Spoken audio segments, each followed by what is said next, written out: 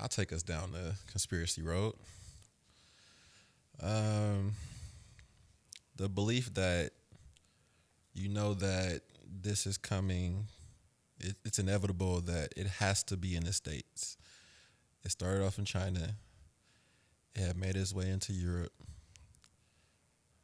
It's now in the U.S.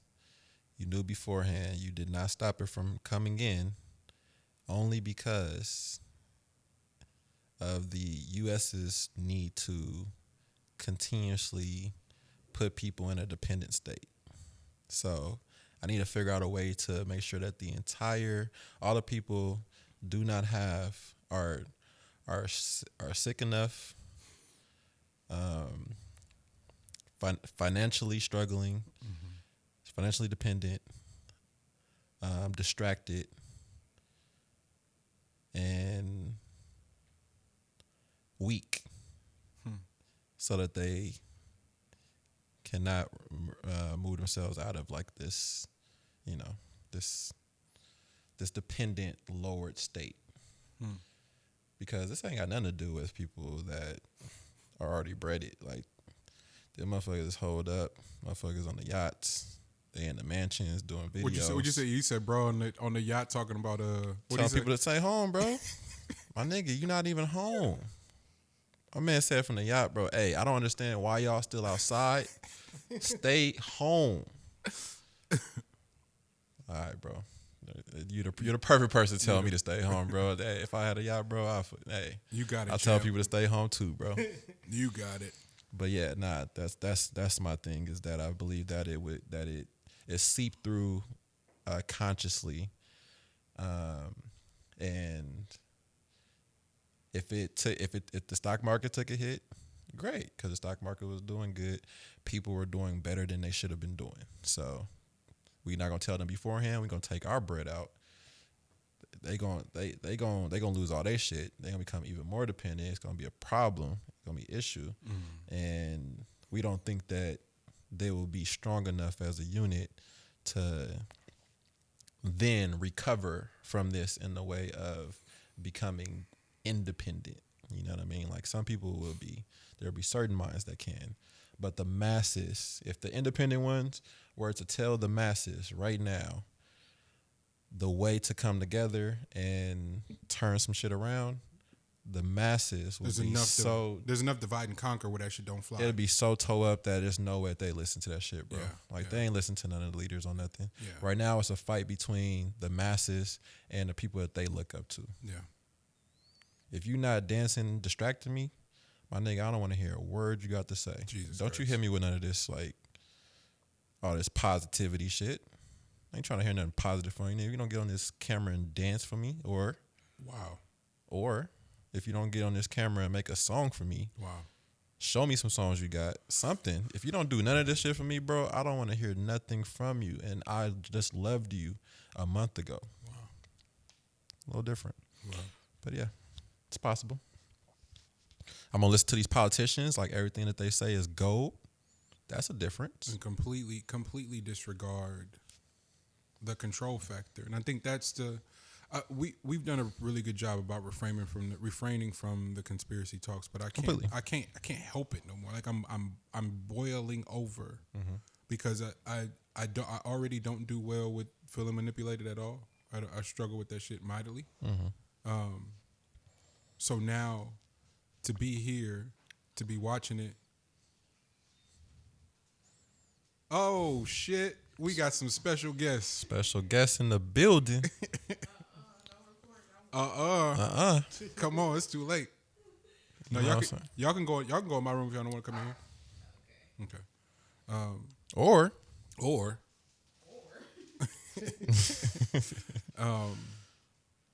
what were we talking? No, just refraining from having those conversations like wholeheartedly. But now, like I said, struggling mightily with that feeling of being manipulated, like struggling with that shit for real. Only because I'm just recognizing the amount of, it's almost sick outside, bro. Like, I understand there's an actual sickness outside, but it's actually sick, bro.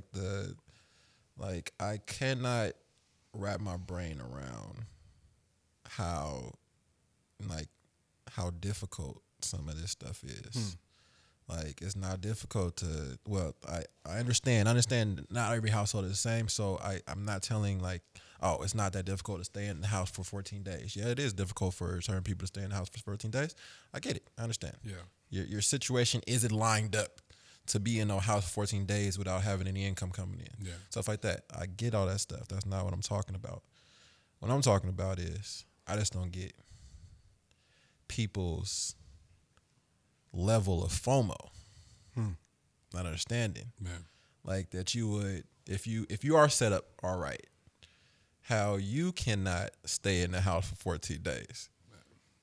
Or how you cannot think about older folks when it comes to shopping and don't hit the stores the first through the third because those are the days that, what is it, WIC is on the shelves or whatever. Like don't completely clear out the WIC products. Yeah. You know what I mean? So that people that need that stuff, that's when their income comes in, so that they can get all that stuff like that. You know what I mean? Like, those are specific instructions. Why people have 10 cases of toilet paper.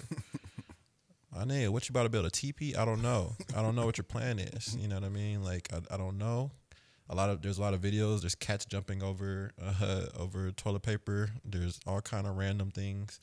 There's just videos galore. Yeah, but it's the way it's honestly the way things are set up. The divide and conquer mentality, being uniquely close for the first time in the nation's history, at sort of a collective conscious of what independence looks like through and through. And what an appreciation and a value for each community's dollar could do for everybody, right? And that was happening. Maybe not on a large scale, but at least the conversations were being had so that we were cognizant of it. So you saw a lot of people. That was coming around. Yeah, it felt that way. That doesn't feel like a reach. It felt like a lot of people putting a point of emphasis on independence, ownership, but which makes this thing so much more sense. But in that space of independence, what you also need to protect the independence is a co-opt of other independent thinkers and people who have ownership. So it doesn't have to be the same genre. It doesn't have to be the same enterprise. If you're in produce, and I'm if I own a cleaners and then you own a gas station, we still need to have some sort of co-op where, all right, your gas station is going to house the inside of the market is going to house some of his produce, and then we're going to filter that business through and through, but be in it together. So now, when businesses are being depleted and wiped out everything, niggas can't keep their doors open. I don't know how many of y'all that have business accounts got the alert. I think everybody got the alert, but I keep getting it about the forgiveness loan for small businesses. It keeps getting shoved in my face. What does that look like for real? I when I needed a loan, I couldn't get one for my business. You would give me one for a car that I can't afford, a house that I can't afford, but when I needed it for my business, that I had a model and a structure of how I was going to pay that back before that interest kicked in, you wouldn't give me that. Now you'll give it to me and even extend when the interest kicks in, because I ain't going to be able to pay that shit back because no one can afford to buy from